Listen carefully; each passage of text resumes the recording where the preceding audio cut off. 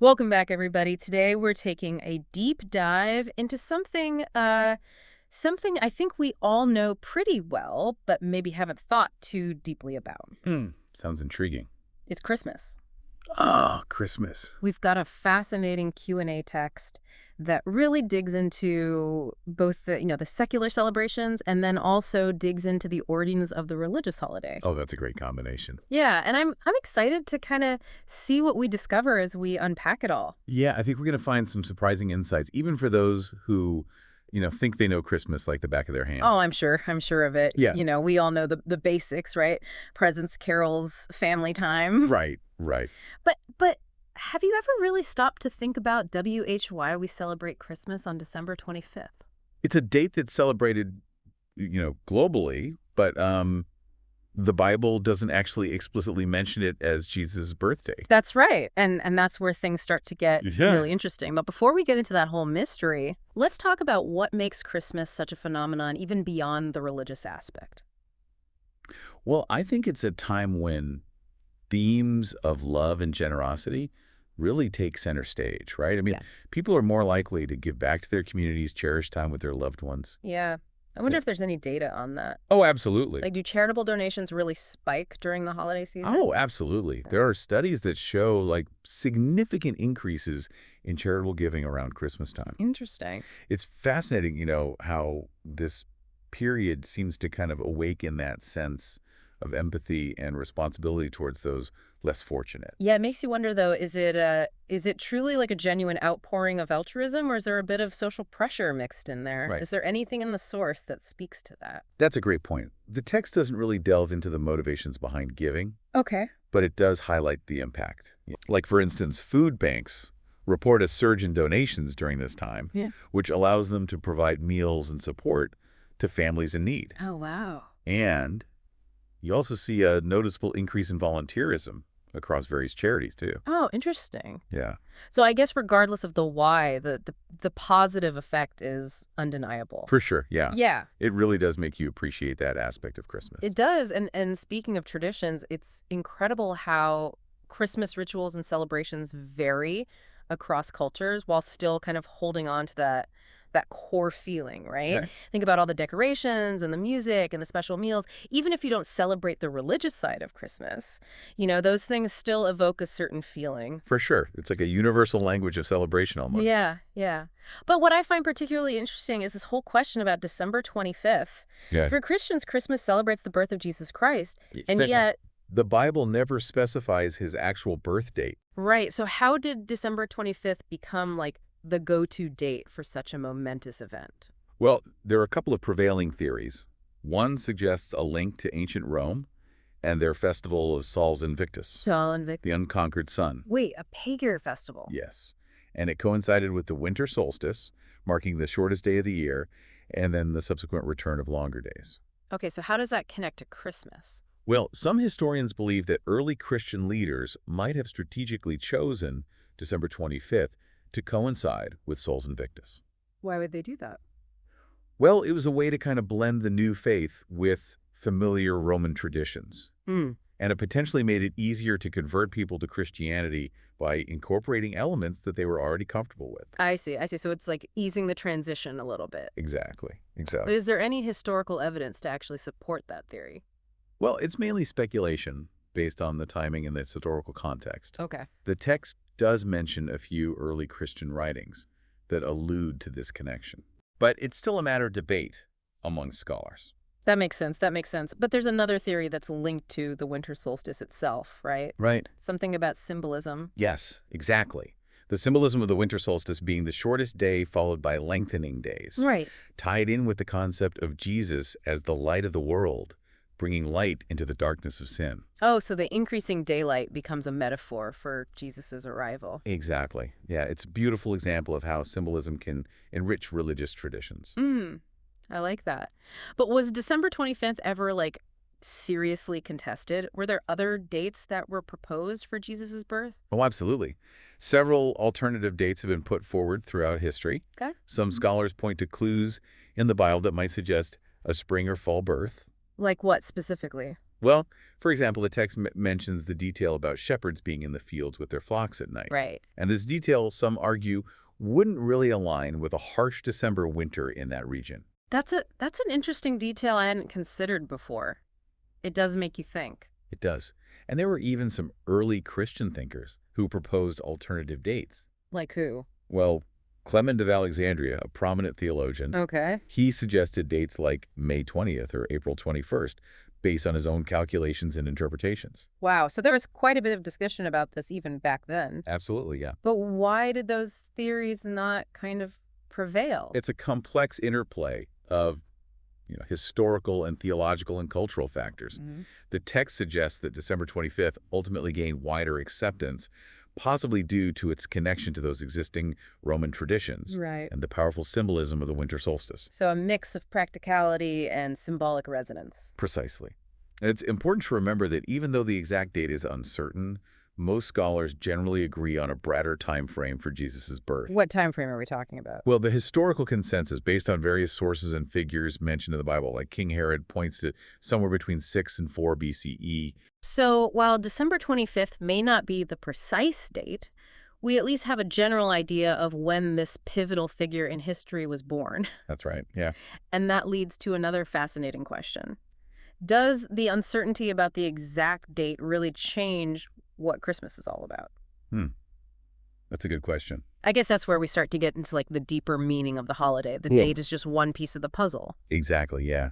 For Christians, the core of Christmas really lies in celebrating Jesus' life, his teachings, and his role as the Savior. And that message transcends any specific date on the calendar, right? Absolutely, yeah. It's a message of hope, redemption, the promise of new beginnings. And I think that's something worth remembering as we delve deeper into the various ways that Christmas is celebrated around the world. Speaking of which, did you know that in some parts of the world, Christmas festivities actually extend for 12 days? 12 days. That's almost a whole second Christmas. I know, right? What's the story there? It's called the 12 Days of Christmas, starting on December 25th and culminating on January 5th. Right. It's a tradition with roots in both Christian and pre-Christian celebrations. I've always heard about the 12 days of Christmas, but I honestly thought it was just like an excuse to drag out the holiday cheer a little longer. Well, there's definitely an element of that, but Yeah. but each day actually held like symbolic meaning. Bruh. There were even special carols associated with each day. Wait, really? Like specific carols for each of the 12 days? Yeah, think about the one we all know, counting down from lords leaping to partridges and pear trees. Right. That's a carol meant for the 12 days of Christmas. And each element had symbolic meaning often tied to Christian beliefs or folklore. Wow, I had no idea. It suddenly feels a lot deeper than just like an extended holiday. It really does add another layer of richness to this celebration, doesn't it? It does. And while we're talking about traditions that span multiple days, our source also mentions some pretty fascinating regional variations in how people celebrate Christmas. Oh, absolutely. The way Christmas is celebrated around the world is it's a fascinating glimpse into different cultures and their own unique interpretations of the holiday. Okay, let's dive into some examples. Okay. What are some of the more unique celebrations that stand out in the source? Well, in the Netherlands, for example, there's a tradition called Sinterklaas, which actually takes place on December 5th, not the 25th. Sinterklaas. Yeah, Tell me more about that. it's a celebration centered around Sinterklaas, a figure based on St. Nicholas, who arrives by steamboat from Spain with his helper, Zwarte Piet. Okay, that already sounds pretty different from the Santa Claus we're used to. It is. And children leave their shoes out for Sinterklaas, hoping to find treats and small gifts. So it's kind of like a pre-Christmas gift-giving tradition. Exactly. It just shows how different cultures have incorporated their own unique folklore and traditions into the Christmas season. And I imagine there are variations on the whole gift-giving aspect itself. I mean, I know some cultures are more about like elaborate gifts, while others focus on smaller, more symbolic things. Oh, absolutely. Uh, It's a fascinating reflection of cultural values. Yeah. In some countries, the emphasis is on handcrafted gifts or even acts of service, right. while in others, it's about, surprising loved ones with extravagant presents. It makes you think about what those different approaches say about the culture's relationship to materialism, doesn't it? It really does. Yeah. And it challenges our own assumptions about what gift-giving should look like. Yeah. Speaking of varying traditions, what about those festive meals? Every family seems to have their own Christmas dinner staples. Food plays such a central role in these celebrations. Oh, for sure. It's a way of connecting with heritage and sharing abundance with loved ones. Yeah. The source mentioned some interesting regional specialties. Oh, what are some of those? Well, in Japan, for example, it's become increasingly popular to celebrate Christmas with a bucket of KFC. Wait, KFC. That's so unexpected. I know, right? Apparently, it started in the 1970s as a marketing campaign, Wow. and it just caught on. Wow. And now it's almost a tradition for families to pre-order their Christmas KFC. That is wild. It just goes to show how traditions can evolve in such surprising ways. It does. And while we're on the topic of unique traditions, our source mentions some fascinating information about the Yule Lads of Iceland. The Yule Lads. Okay, you've piqued my curiosity. They're essentially mischievous figures from Icelandic folklore who visit children in the 13 nights leading up to Christmas. 13 nights. So like a whole countdown to Christmas with these characters. Exactly. And each lad has like a unique personality and a prankster-like habit. Oh, wow. Like one slams doors, another steals sausages. You get the picture. Okay, so it's kind of like Santa Claus, but with a whole crew of pranksters instead of elves. Kind of. Children leave their shoes by the window each night. Okay. And if they've been good, they'll receive a small gift from the Yule Lad. Okay. But if they've been naughty, they might get a rotten potato. A rotten potato. That's definitely a different kind of incentive for good behavior. It's a fun, mischievous tradition that adds a unique twist to the Christmas season in Iceland. I love how it still taps into that sense of anticipation and wonder, even with the added element of mischief. Right. But I have to say, after learning about all these fascinating traditions from around the world, I keep coming back to that initial question about December 25th. It's a question that lingers, isn't it? It really does. Knowing that December 25th might not be the actual date of Jesus's birth, does that affect your perception of the holiday's meaning? A thought-provoking question. For me, it reinforces the idea that the essence of Christmas transcends any specific date. Okay. It's about the values it embodies, the spirit of generosity and love, the hope for a better world. Yeah. Those are timeless and universal. I think that's a beautiful way to put it. The date itself becomes less important than the spirit of the holiday. Exactly. And ultimately, it's up to each individual to decide what Christmas truly means to them. Whether you celebrate the religious aspect, embrace the cultural traditions, or simply enjoy the festive atmosphere, Christmas offers something for everyone. It's almost like a choose-your-own-adventure holiday. It is. And despite all the variations, there's a common thread running through it all.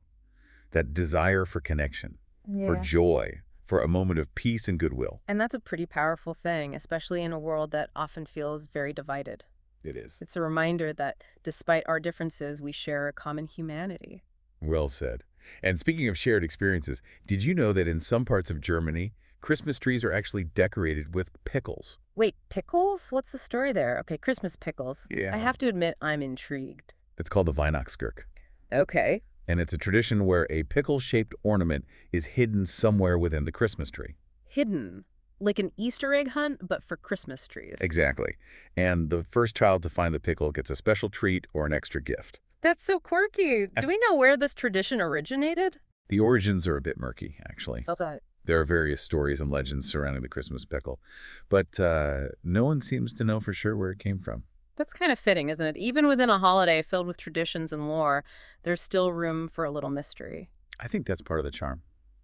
It keeps things interesting and reminds us that traditions are constantly evolving and adapting. Yeah. And as we wrap up our deep dive into this multifaceted world of Christmas, I'm struck by how much there is to uncover beneath the surface. You know, I mean, we've explored everything from ancient Roman festivals to mischievous Icelandic Yule lads to, Christmas pickles. Right. It's amazing how much history and symbolism and cultural variation is packed into this one holiday. It makes you realize that Christmas is so much more than just a day on the calendar. Yeah. It's like a tapestry woven from centuries of traditions and beliefs and shared human experiences.